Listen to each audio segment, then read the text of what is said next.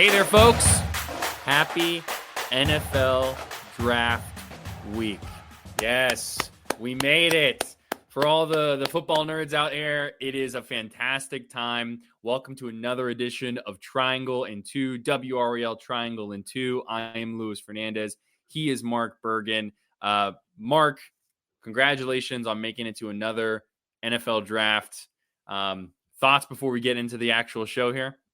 Hey, what's up, brother? It is a Tuesday edition of WRAL Triangle and Two. Lewis, I'm fired up. Special teams, special plays, special players. Thursday night prime time, baby. I'm fired up. You can always count on Mark Bergin to make the fun pop culture references. I appreciate that, man. We got a lot to talk about. Let's get into it. Drake Maye. Is he going to go number 2? What's going to happen here, Lewis? What should happen? Here's where I stand, right? I think he goes to New England at number 3. Okay. I don't believe the hoopla saying that Washington isn't going to pick Jayden Daniels. But if I were in Washington's shoes, Drake Maye would be my pick. That's the argument that I'll have. That's what I'm sticking to, because I look at it from what did we learn from a year ago with Bryce Young? It's not that a small player can't have success in the league, but traditionally, what is your best chance of success? With Drake Maye, the prototypical size, the arm talent, the college experience. Jayden Daniels has a lot of upside. He's slight of frame. He doesn't know how to slide. If I'm Washington and I need to paint a new picture, new ownership on down, Drake Maye would be my pick number 2. But I think Drake Maye is going to be there at number 3 for the Patriots. Do they hang on and select him? This is the conversation we're going to have, Luis Fernandez. Yeah, because it's interesting because there's that word again. Interesting. I said it again. For those who listen, I say interesting a lot. I think what's tough is like going this entire college football season, right? The conversation was Drake Maye or Caleb Williams, number 1. And I think Caleb Williams showed number 1. Okay, yes, there we go. No concern, no question there.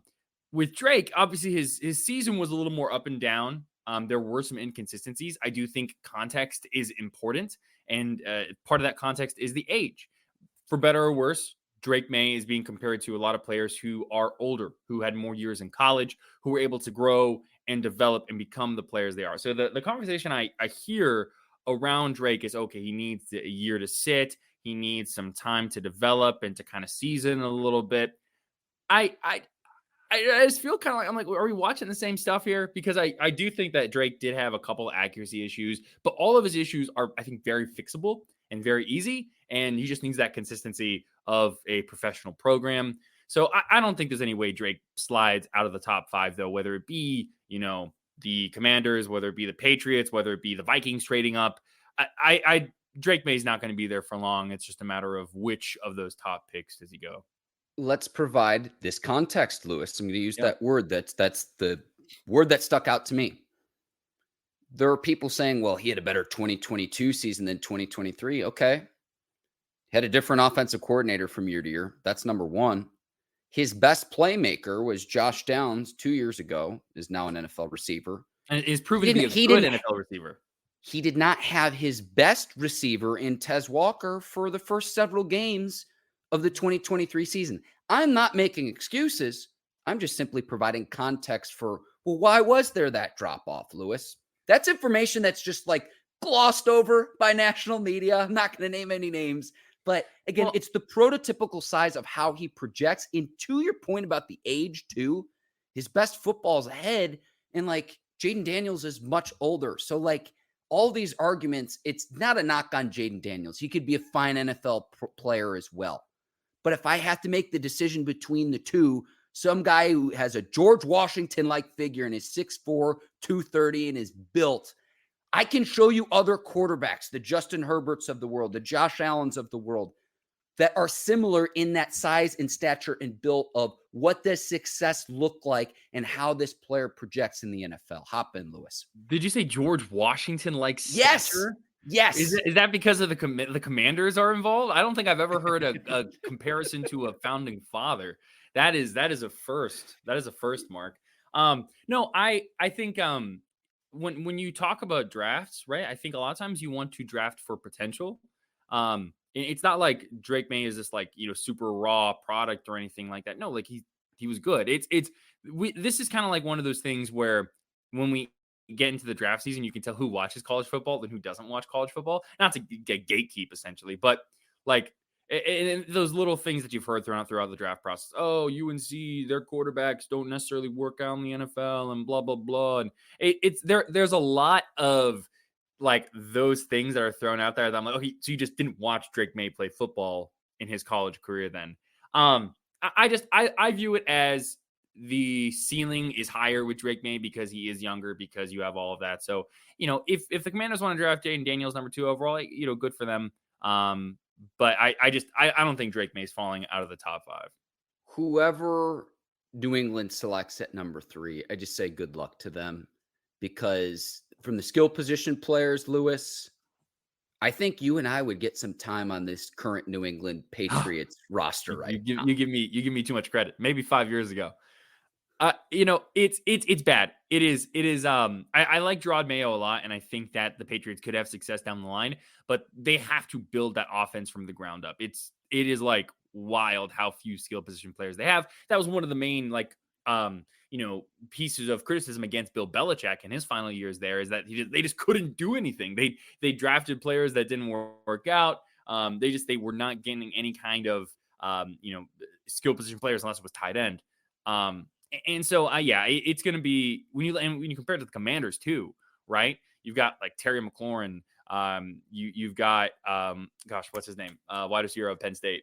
Either number 2 now. Dotson, Jahan Dotson. Jahan Dotson. Yeah. Yes, thank you. Dimey Brown is still there. You've got a lot of really talented players there. They're starting to build up their offensive line a little bit. It feels like that Commanders turnaround will be faster than like a Patriots turnaround would be. So. And same thing goes for the Bears, right? They've built up the skill position players. They're starting to build up their offensive line a little bit. That difference between the environment in 1 and 2 picks wise versus pick number 3, it's interesting. If you're Drake Maye though, like the thing you want is to fall a little bit and then have the Vikings trade up and get you. And then you're throwing a Justin Jefferson, from day one. Okay. But you see so much about the Vikings targeting JJ McCarthy too. So yes, because like we talk about context, the place you go as a prospect at any position is so important to your success in the NFL. For most quarterback prospects, I'd argue that that's more important than what it is that you bring into the league, unless you're a Peyton Manning, Joe Burrow, John Elway type. I could name a few more names, Andrew Luck. Where you go and the fit of the franchise is heck of a lot more important. So what I wanted to ask you as well, Lewis, and this is a good transition, is if Maye falls out of the top 3, you mentioned the Vikings potentially moving up. Before yesterday, I would have said the Broncos would have been in that mix. They just trade for Zach Wilson. Who else could potentially trade up? Like maybe the Raiders? Is there anyone else that could trade into, say, the top 3 or top 4 to go get a quarterback, whether it's Maye, whether it's Daniels, whether it's JJ McCarthy? Because I think we'll see quarterback. We haven't seen that since 2021. If it's 4 straight quarterbacks, we've never seen that before. Who are the teams that could potentially trade up? Am I missing any of the teams that I haven't already named? Giants is another team that I've heard thrown around there a little bit, but the Giants pick top 10. So they wouldn't be having to move up too much more. I think it's less about the teams and it's more about which spot would the trade happen, right? I know the Patriots have talked about how they're looking at all options and things like that. I don't love the notion of them kicking the can down the road and waiting to see what happens at quarterback. Then number 4, you've got the Cardinals, who I think it would make a lot of sense for them to go get that Marvin Harrison Jr., that Malik Neighbors, that receiver type. But that could be another option of someone they're trading.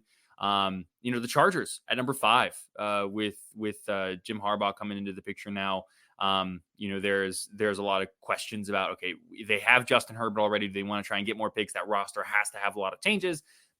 Also, they could get a Marvin Harrison Jr. or a Malik Neighbors like immediately. Rome Odunze, Joe Alt. I mean, it's one of those things where this draft class is very good offensively, especially. You're going to see most likely a record number of offensive players picked in the first round. I think the number is 21 offensive players. That is the record. So you've got a ton of offensive talent early on, especially. I look at those, like I said, picks 4, pick 5, whether it be the Giants or the Raiders or the Vikings, those teams that have multiple first-round picks or that have high first-round picks that can trade into those spots. I don't think Drake Maye falls out of the top 5. Let me be on record. I'll say Caleb Williams, number 1 to the Bears, Jaden Daniels, number 2 to the Commanders, and I think Drake Maye goes to the New England Patriots with the 3rd overall pick. That's how I think it's going to shake out on Thursday night. Okay, there you go. And then we'll see if J.J. McCarthy gets thrown into that mix there with, a potential trade up or anything like that. So when we look at local products, Mark, right, we've got Drake Maye as bona fide first-round pick.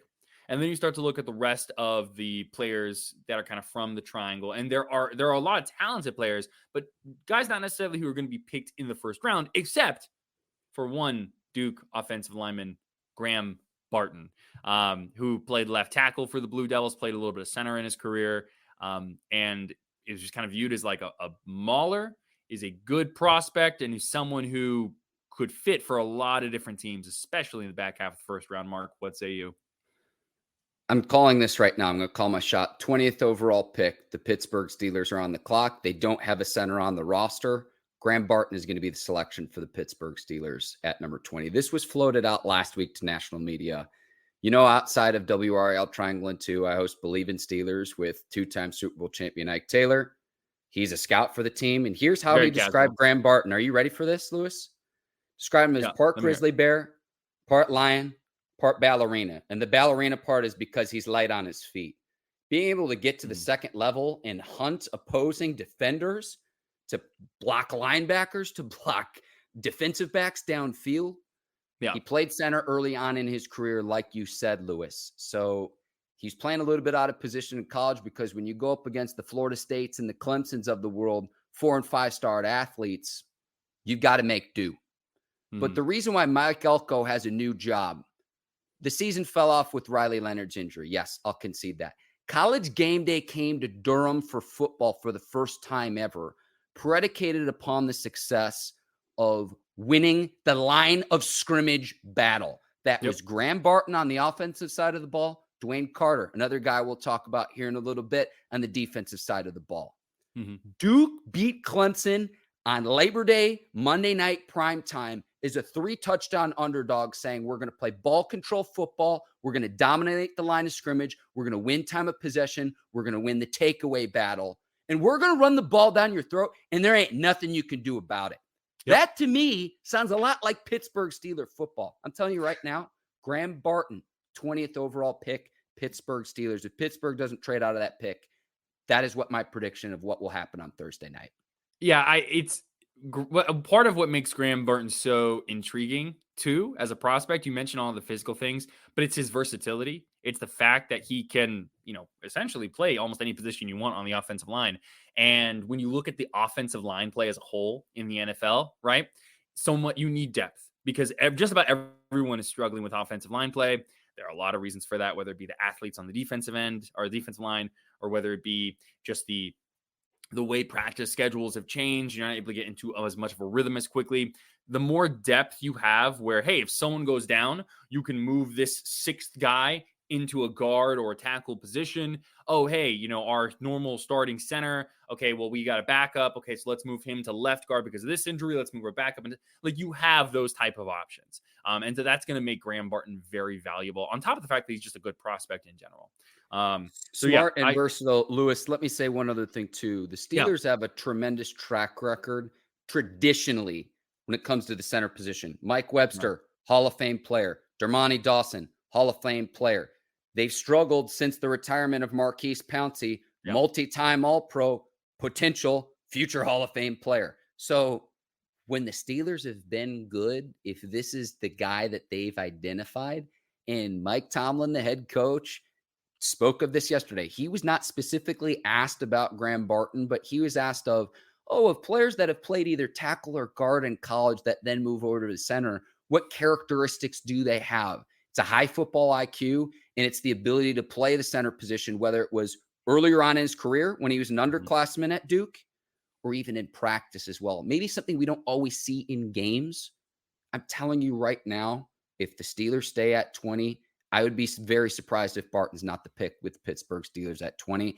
And I think it speaks volumes to what he accomplished in his Duke career for how the program turned around. We talked about it in previous episodes here on WRAL Triangle and 2, where it's like Yep. Duke in football. Mike Elko took over a program where they had lost like 13 consecutive ACC games, Lewis. Yep. Yep. Turned things around to where now he has a new job. I could go on and on and on about this, but again, get me to Thursday night, man. I'm not one to wish my life away, but get me to Thursday night. I'm such like I love the NFL draft. It's so much fun.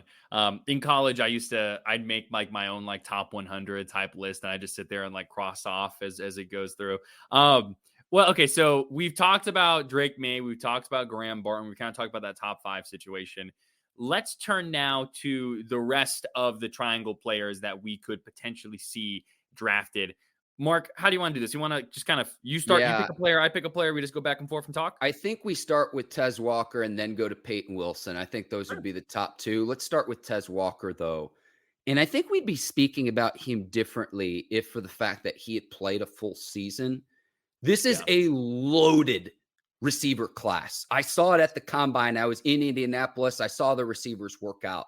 And I'm looking at it where it's like, this guy's a second or a third rounder. In terms of the fluidity of movement, Walker was one of those guys. Brian Thomas out of LSU was one of those guys. And you're like, how would that player not be a first round pick? But that's how loaded this year's class is. And I think it's the prevalence and the emergence of 7-on-7s early on in college players' career. We see a lot of players recruited, Florida, Texas, California. The commonality, Lewis, is you can train outside year round. We're seeing more spread style football, 3 receiver sets, 4 receiver sets. And then to counter that, you've got to play nickel packages with 5 DBs, dime packages with 6 DBs. That's the reason why we're seeing year after year after year after year loaded receiver classes. I think Tez Walker could be one of those guys where we look back on, depending on where he goes and where he gets selected, where we say, how is he not a day 1 pick in retrospect? He fits that caliber of player, and he did himself a lot of favors with how he performed at the NFL Combine. Yeah, the speed isn't something you can't teach, and that goes so far in the NFL. Like, there are so many different receiver rooms that just need someone who can help lift the top off of a defense. And offensively, like the difference between when you can convince safeties to stay back versus when they can play tighter to the box, it's huge. So that's always going to be something that's very valuable. Tez Walker to me screams, day 2. The one question that people are going to have is his age. He's 23 years old, I believe. And, so old. Like that's the normal person comparison there. And pop on that Miami tape, Lewis, his coming out party when he had 3 touchdowns. You talk about the big playability and taking the top off the defenses. Yeah. I was there in Chapel Hill for that game, and it was just like, the Tar Heels are lighting up the scoreboard, strike up the band because they're putting up 6 yet again. Yes. They're definitely able to put up a lot of points. Teams, I would assume, would be able to if they get Tez Walker. Now I want to turn to defensively here. Payton Wilson. When you think of NC State football this year, it's hard to not think of Payton Wilson. And you throughout his career, right? Where he's just someone who's all over the field. His speed is wild. People always refer to that play where he runs down the Notre Dame running back on the sideline in the NC State Notre Dame game. He's able to play at that speed. It translates onto the field. What kind of questions do you have about Payton Wilson as a prospect? The questions would be the age and the injury concerns earlier on in his career at NC State, Lewis. But the speed translating, you hit the nail on the head. You hit the nail on the head there because you look at the 40-yard dash time at the combine and you're like, and the explosiveness, and it's running down guys for Notre Dame that can run 4.3 and 4.4. So if you can get defensive linemen in front of him that have sound gap responsibility that can maybe even take up 2 gaps, and then he gets to just chase down ball carriers and run sideline to sideline. That's the reason why he won the Chuck Bednarik Award, and that's given to the nation's best defensive player, and why he's among the best defensive players ever in the history of NC State football. And that's a long, illustrious history. Yes. Yes. So I see what he brings to the table in his speed. And it was not just the film of that. I remember the following Monday, Dave Dorn had his media availability and told reporters this, saying that Peyton Wilson running down that Notre Dame ball carrier was the fastest in the history of the NC State program that they've ever tracked any player. So include skill position players, include DBs, receivers, running backs. And he's the fastest. I don't know how far their tracking goes back. That to me speaks volumes to where it's one thing to perform at the combine in a cutoff in shorts, but it's another thing then to say that also translates on the field once you put the pads on.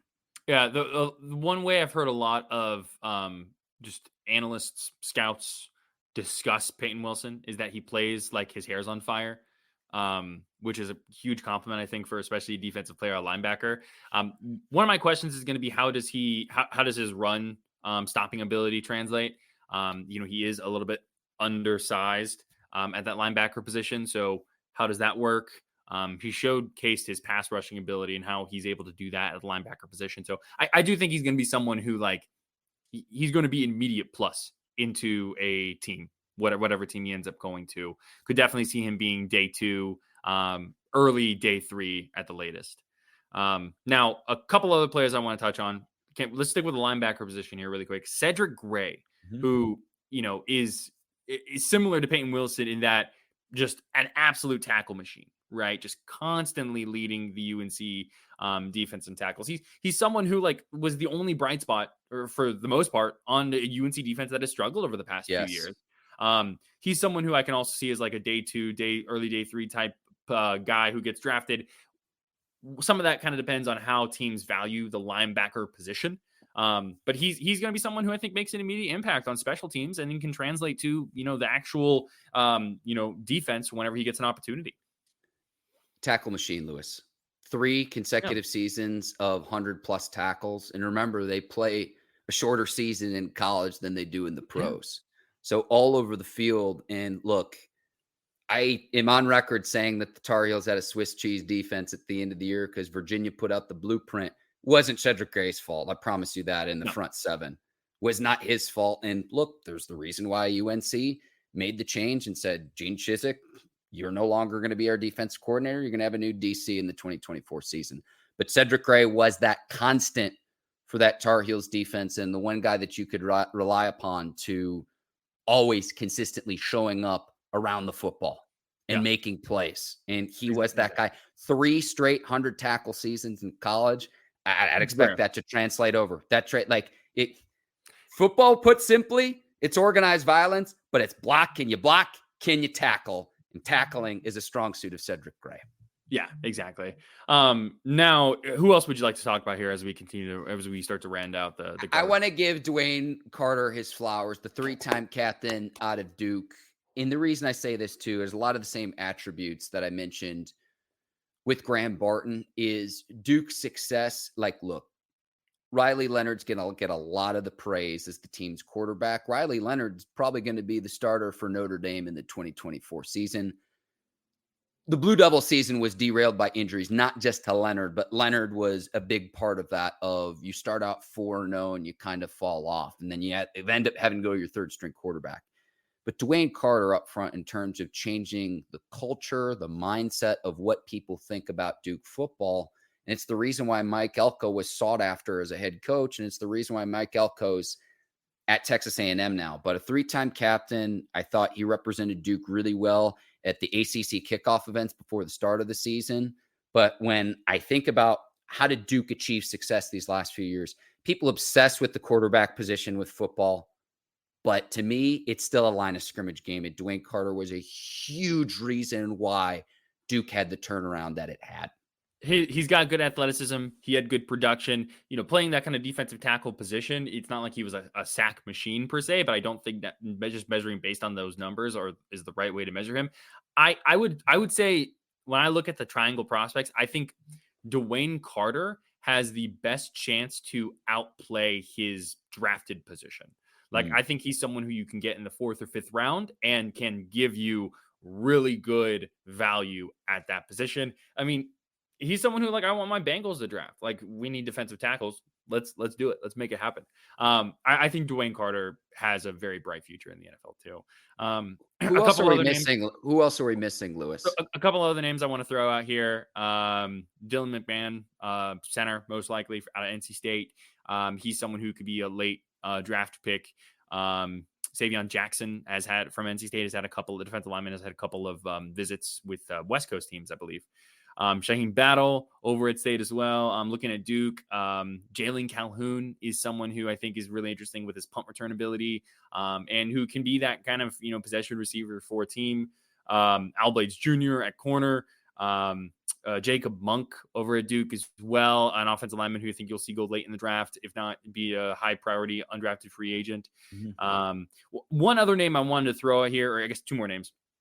One is Jalen Wright, the running back who could potentially be Tennessee running back, could potentially be one of the top running backs taken in the draft. He's out of Southern Durham. Yep. He played at Southern Durham, so he's a local product. And then one other name I want to kind of soapbox here for a second is NCCU quarterback Davius Richard. Just to kind of put some perspective here, right?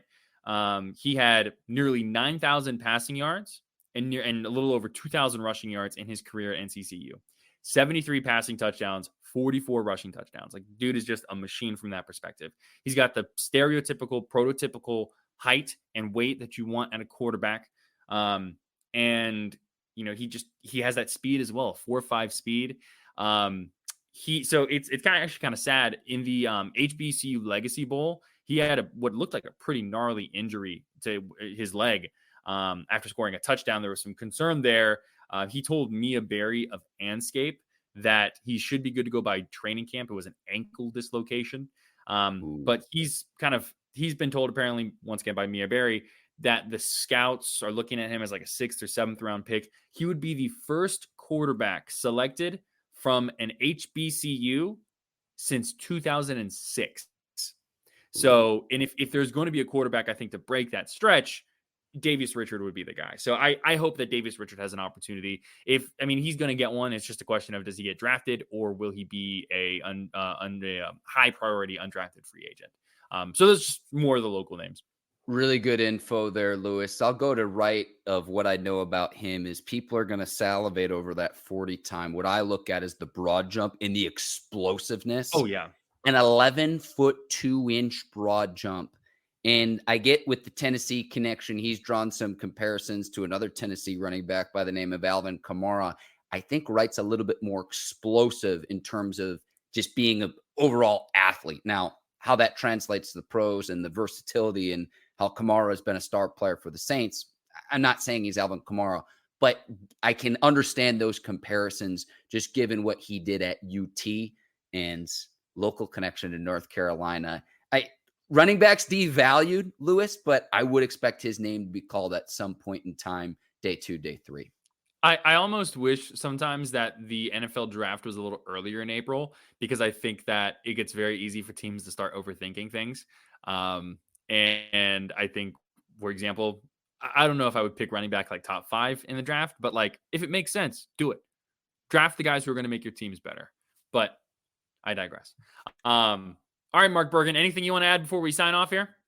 We'll have full coverage on WRALSportsFan.com Thursday nights, round 2, Friday, rounds 2 and 3, and then Saturday, close it out, rounds 4, 5, 6, and 7. Tuesday edition of WRAL Triangle and 2, Lewis. Special teams, special plays, special players. Mark Bergin, big sketch guy, confirmed. Thank you all so much for watching. We will see you coming up next week, where I'm sure we'll have plenty to talk about, whether it be the Carolina Panthers and their draft situation, all these local guys, where they're going. Appreciate you all watching. Catch us wherever you get your podcasts. You can also watch us on 99.9 The Fans YouTube page or on WRAL Sports Fan. NFL Draft Week, top 5 week in the year, in my opinion. Thank you all so much for watching. I'm not Mark Bergin. I'm Louis Fernandez. He's Mark Bergin. We'll talk to y'all later.